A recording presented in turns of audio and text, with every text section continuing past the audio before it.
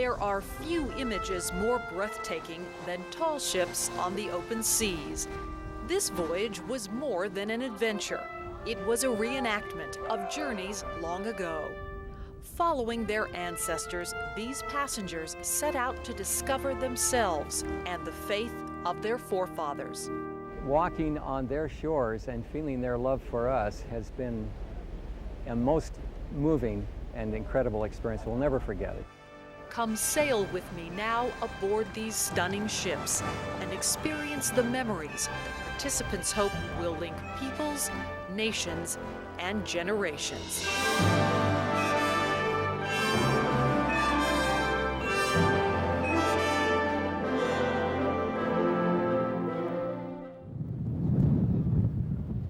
On a cold, blustery August day in Esbjerg, Denmark, 8 tall ships from different countries stood poised to leave on their historic journey. But they waited at the docks for their passengers and crews to first celebrate.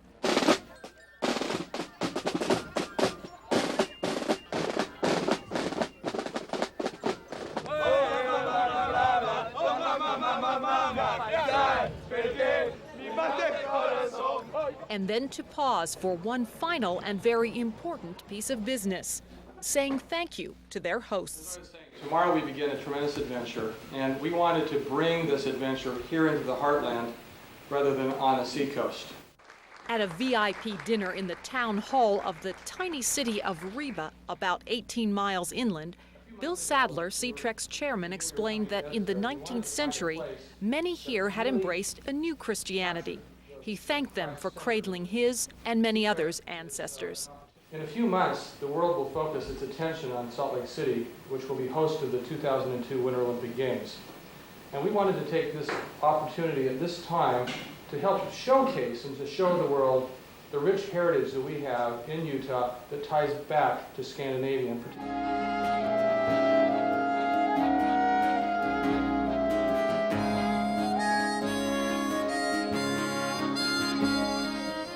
Opening ceremonies for Seatrek 2001 were held inside the town's Gothic cathedral. It was from this country of Denmark that tens of thousands of converts to the Church of Jesus Christ of Latter-day Saints departed for America.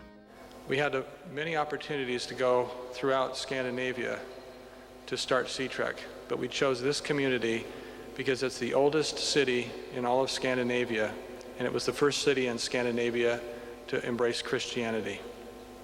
About 150 years ago, there were 28 Danish citizens who had a dream. They were recent converts to the Church of Jesus Christ of Latter-day Saints. They had been taught the gospel under the tutelage of Apostle Erastus Snow. And they had this dream to join with the saints in the valley of the Great Salt Lake in the place that they called Zion. Mark Robinette, a descendant of Danish immigrants who eventually made their way to the Salt Lake Valley, read to the audience journal entries from the early passengers who expressed their fear and wonder. Jean Rio Baker writes, January 14, 1851, still favorable wind. We have averaged 8 miles an hour since Sunday last. Preaching on the deck this evening by Elder Thomas Margetts. I can hardly describe the beauty of this night. The moon nearly at full, with a deep blue sky studded with stars, the reflection of which makes the sea appear like an immense sheet of diamonds. I have seen the mighty deep in its anger, with our ship nearly at her beam ends. And I have seen it, as now, under a cloudless sky, with scarcely a ripple on its surface, and I know not which to admire most. There are ties between us, all men and women living on the earth. Ties of hope and love, sister and brother. It was the Sadlers' hope and dream that many people in port cities along the way would be positively affected by the trek of the tall ships. They asked a general authority of the Church of Jesus Christ to bless the company and their sailing vessels. Two of Elder Ronald Rasband's ancestors began their journey as Danish converts. One did not survive. Among the 48 persons who died in the Franklin Company during the voyage on the sea was Brother Jens Andersen from Vadum, Aalborg Conference, who with his own means had assisted 60 or 70 poor other saints to immigrate to America.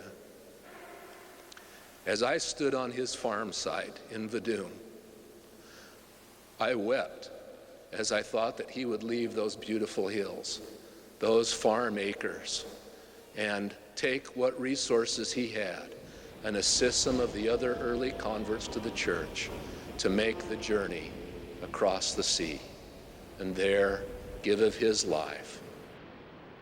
We pronounce a blessing upon the ships themselves and the captains and crews, that they will be guided and protected in this journey. A lot of good music and some good speeches about our ancestors who went to America to build the church. We had a real good evening and a nice spirit. I think both the members and non-members had a real good night here in Ribe. For me, it was real fantastic to be here. Like most ventures that blossom into more than anyone expected, SeaTrek 2001 started with a simple idea. A year ago, the Church of Jesus Christ gave a sculpture to the city of Copenhagen to honor the many converts who came from that country. Those involved, including Deanne and Bill Sadler, thought a tall ship as a backdrop to that small ceremony would add the perfect look and feel to the event. And in the process of doing that, we started looking for tall ships and realized that nobody had ever done a commemoration of the pioneers who came across tall ships. So it was that idea that ignited what has become SeaTrek 2001. It came from a simple idea. I think we were a little bit naive in what it would become. Yeah. We thought it would be like Lake Powell, a few extra people. More people. And it's become everything, including a symphony orchestra and thousands of volunteers and an amazing outpouring of love and cooperation from communities. Deanne calls it inspiration that she realized early on 2001 would be the 150th anniversary of these immigrant crossings. And we kind of looked at each other, and it was just one of those moments where we thought, 150 years, tall ships. We had done the Pioneer trip for a few days, and were able to see the influence that had. And so it just kind of was one of those moments. Deanne and Bill Sadler, a venture capitalist from Salt Lake City, assembled a team of associates and friends who gave millions of dollars to support this project.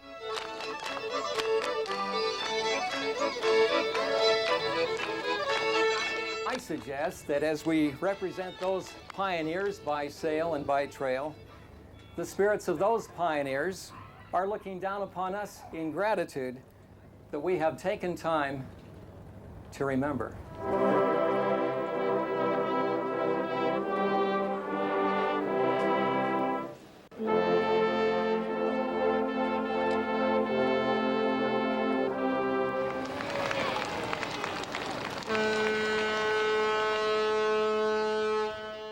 So many aboard those early ships were of one heart and one mind.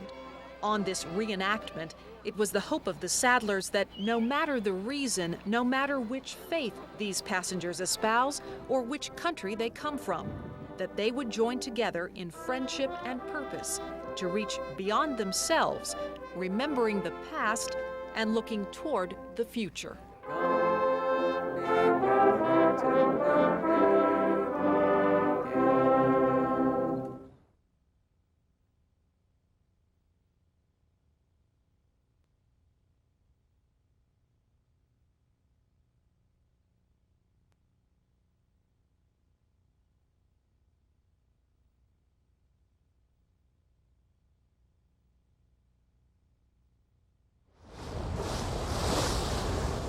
Between 1840 and 1890, some 85,000 immigrants, converts to the Church of Jesus Christ of Latter-day Saints, made their way to Western European port cities and there boarded sailing ships and traveled to America. They left beautiful homelands. They left their livelihoods. Many left their families and braved the elements, following their faith. From those early saints came millions of descendants, many now living in the Salt Lake Valley and throughout Utah. Some of them decided that this trek of modern tall ships would be a way to connect with their ancestors, whose stories they had heard, whose journals they had read, whose pictures they loved. Probably one of the most significant feelings was when that ship pulled away from the dock in Esberg. And that was an incredible feeling. Thinking of what these people had gone through and what it meant to you and that they had done this. Gordon and Mary Jensen decided they would undertake this adventure, and that's what it was. Stormy weather, seasickness all around them, working odd hours on board, but worth it. This sense of ancestral bonding, if you will, drove this sea trek adventure. To be able to make it yours, to put it in a modern day context, was what gave us chills, because you were there. Suddenly what was going on 150 years ago, you owned a part of. Gordon's great-great-grandfather Rasmus Jensen and his wife Anne-Katrine Madsen here were converted in Denmark and left for America from the port of Liverpool, England, with 4 children, December 12, 1855. One of the 4 children died and was buried at sea. And they ended up arriving in New York at the Garden about mid-February. And these same people ended up in a handcart company. And 2 of the children died crossing the plains. And the 4th one was my great-grandfather, Hans Jensen. He's the only sibling that made it. That child helped his family successfully farm in Sevier County with the same crops they had grown in Denmark. Jensen says none of the ships carrying Mormon immigrants sank, yet an average of 9 ships a year went down in the Atlantic during that 50-year period in the 19th century. No matter which country they have come from, the participants in Sea Trek 2001 say they have found kindness, they have found friendship, they have found a mutual commitment to their ancestors here on these international waters. Some travelers simply love tall ships, their history, their look. Sheila Thompson from Aberdeen, Scotland is a descendant of converts to the church, but unlike so many others, hers stayed in their homeland. My Granda Thompson heard the gospel at a street meeting in the Castle Gate in Aberdeen in 1922 and took 4 years before he joined the church. And him and my grandmother were baptized on the 2nd of September 1926. And they stayed in Aberdeen when everyone else sort of moved off. In this group, waving to those on shore, is Lee Mandel from Chicago, a Jewish convert, who will teach his seminary students back home what this search for ancestry has taught him. To appreciate what they have, to recognize that people sacrificed for them, they gave up everything without knowing. All they had in their pocket was their faith, and that we are special to not only have our faith, but have opportunity and have a future and can make a difference. 19-year-old Elena Amundsen of Norway is traveling the entire route alone. She loves sailing and the company of Americans. It's not a member in Norway, so it's really great to be among so much members. It's really good, and it strengthened my testimony, so it's good. Others are on a personal mission. Coupled with thoughts of ancestors, there are more immediate family who need tribute. Linda Foth of California will travel the entire 59-day voyage. She wants to cross the Atlantic in remembrance of her parents. They were killed in the 1999 crash of Egypt Air Flight 990, which plummeted into the ocean. Their bodies, or what's left, are scattered in the bottom of the ocean just off of Nantucket Island, and so they're in the Atlantic. And I often watch the sunsets to think of them because it was something special in our family, and go down to watch the waves and remember them. And they taught us to sail when we were young. We sailed as a family, and it's just kind of something special for me. At one of the port cities in England, the search for family became a reality. Hello? Jacqueline? Yes? Hi. Aww. my goodness. Our blood runs together. Jackie Bergstrom of America met Jackie Gill of Britain, distant cousins who bridged countries and generations with a hug. It began when Mrs. Gill wrote an article on Sea Trek 2001. She says she knew of relatives in America who were members of the Church of Jesus Christ, descendants of early converts, and through email and the internet, they found each other. And then the whole family, except for Richard, came to America. I felt quite emotional. I don't know, I was almost crying. I know, I mean, it's 150 years since Sarah Taylor Jarvis took the family, most of the family, over to America. But I still felt some kind of kinship, I don't know. It's crazy, isn't it? But I did. She's so cute. I'm just thrilled. We're spending an extra day here so we can go spend some private time and copy each other's records and hear about the stories. And it'll take more than 2 days. And I'm sure she'll come to America one day. This one is our third great-grandfather, and this is his death certificate. And while the cousins talked family, their husbands swapped sailing stories and church history. He had no idea that the church came across plains like it did, and he really used the correct, this is the Church of Jesus Christ of Latter-day Saints, the right way, and it was just really wonderful. In a matter of minutes, the two Jackies were, to use a British phrase, getting along famously. Teach me to speak right, will you? The King's English. We were going to come. Whether on land or at sea, whether together or alone, Sea Trek passengers found what they were looking for, a connection that passes through the generations, the ages, that brings understanding and a desire to carry on.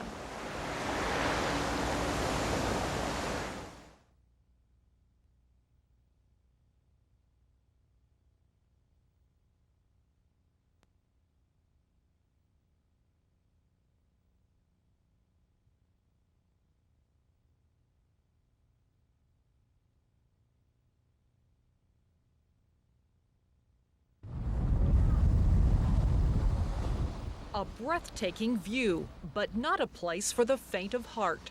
From the highest crow's nest about 120 feet above the deck of the Norwegian ship Statsraad Lehmkuhl, passengers say it feels like they're on top of the world. But this is not a sightseeing trip. You are not seaworthy unless you are willing to take risks. One of the things the trainees look forward to is climbing the rigging, partly because it's fun. The other reason is that sometimes they need to help the crew unfurl the sails. I thought this was going to be easy, but this is really scary. Yeah, I thought we'd be clipped onto something. I mean, they better be watching for man overboard. No one is attached to a safety line while climbing until reaching the crow's nest. Even then, climbers first have to hoist themselves up and over. Trainees actually help the sailors out on the yardarms. That safety line is pretty thin. Not so dangerous when the seas are calm, but the passengers doubling as crew members go up no matter the weather, no matter the time of day. Last night in that storm, as we took the sails down as the storm came in, it was a time, it felt kind of tense. There was an urgency to get them down so that it wouldn't tear them or ruin the rigging. And so there was, make haste. Call it daring, call it faith in purpose. So many aboard found this their favorite assignment. It's actually a great time up there. You feel like you're on top of the world. And that sounds really cheesy and Titanic-like, but it's true. The tall ships are a stunning sight out on the water. On board, they are a beehive of activity. This is a 24-hour-a-day commitment for the participants of Sea Trek 2001. Everyone is assigned a watch, midnight to 4 a.m., 4 a.m. to 8 a.m., 8 a.m. to noon, and so it continues around the clock. Those on watch are always looking for weather changes, other ships, or anything that might be a problem.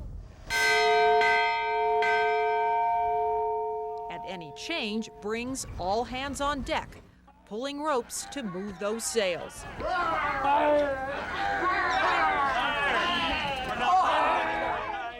crews don't even call them passengers. They are trainees because they work hard. This is no luxury cruise.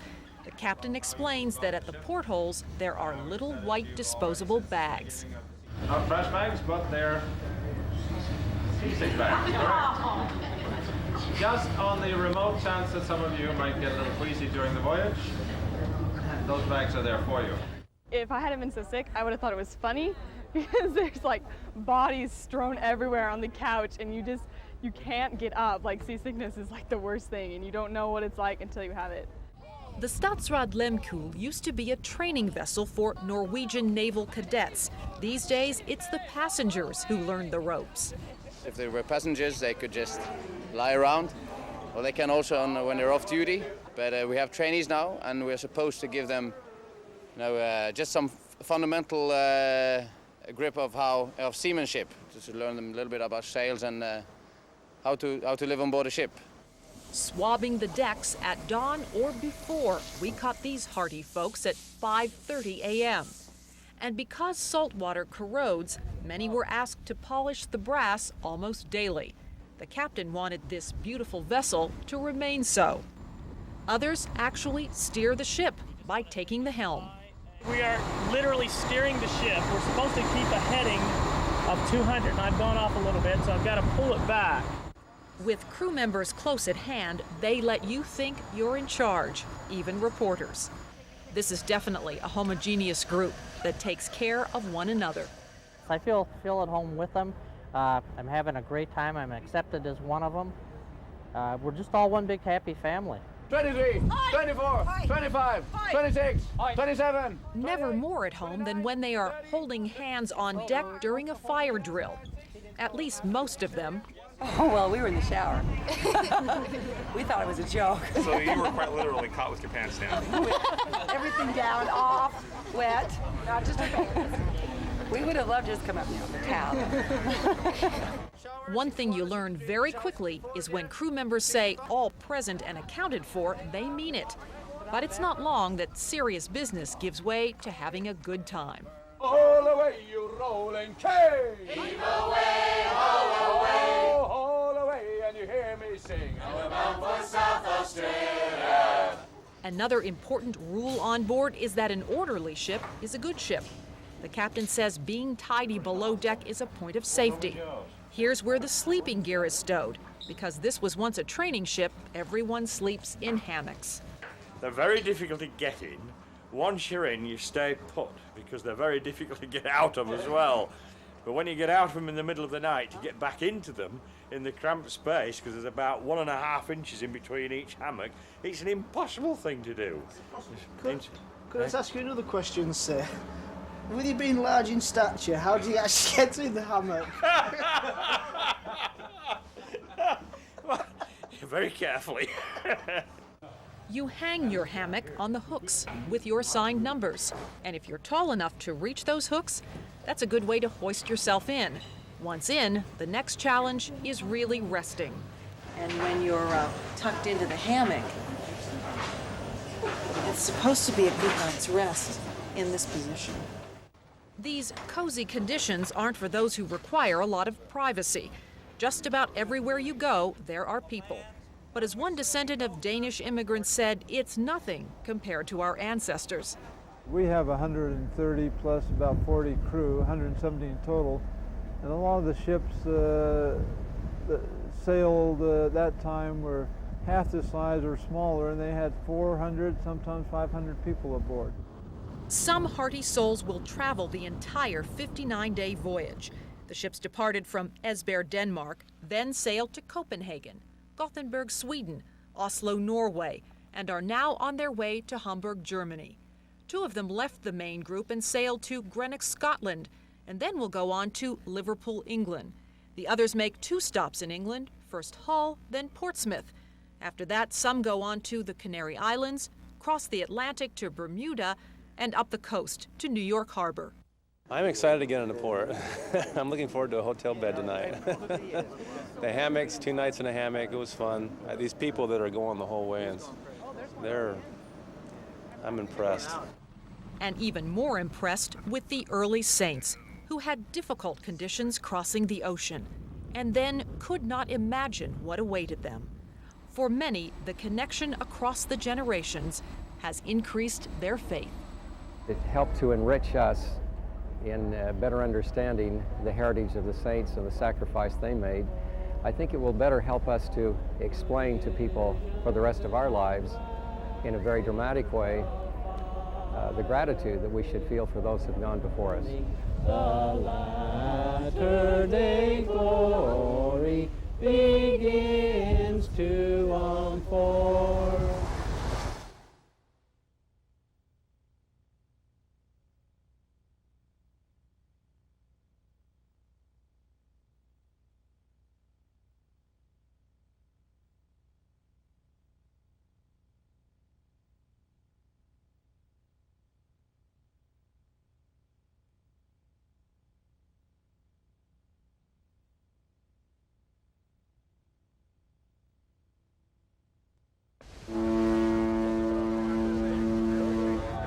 The sight of these sailing vessels advancing proudly into port never fails to draw a crowd.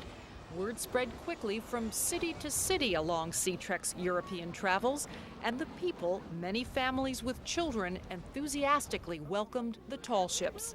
Once in a lifetime thing, really. We're not going to see them again, so and it's lucky for us that we live in Hull, so it's just down the road from us. Once docked, the ships were open for business, that is, tours. Some people waited in line for hours, and to make that wait a little more enjoyable, music.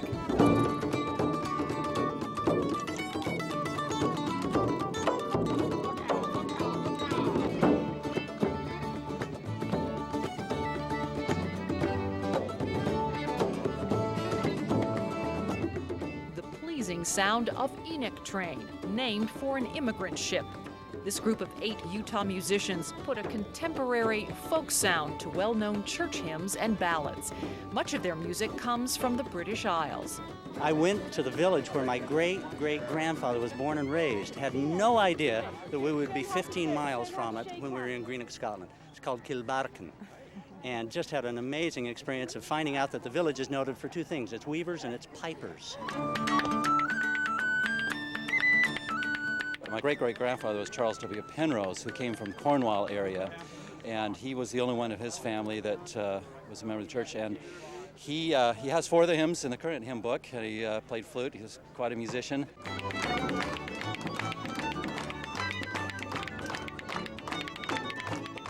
I think we're here on a spiritual level. We kind of feel like we're on a musical mission. Whether on board or on a stage dockside, the group was a hit. Well, it's been brilliant so far. I've had a really good time. The entertainment's very good. Yes, I like the music. We've been queuing quite a while for this, but I think it's worth it. Did you? It's worth it, yeah.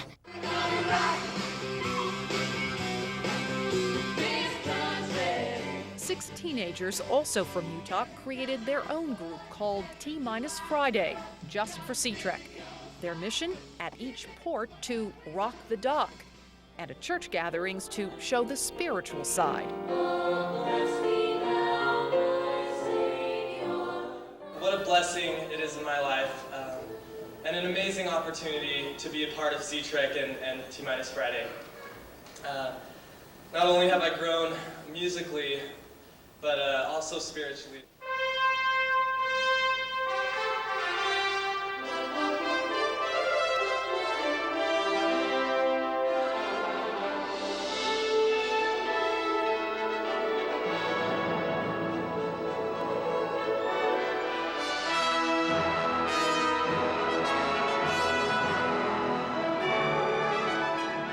And then on stages in beautiful concert halls across Europe, the premier performances of Saints on the Seas Oratorio. The Estonian National Symphony and the Royal Liverpool Philharmonic Orchestras played and choirs sang of the adventure and the struggle, of the inspiration the early saints wrote about as they traveled by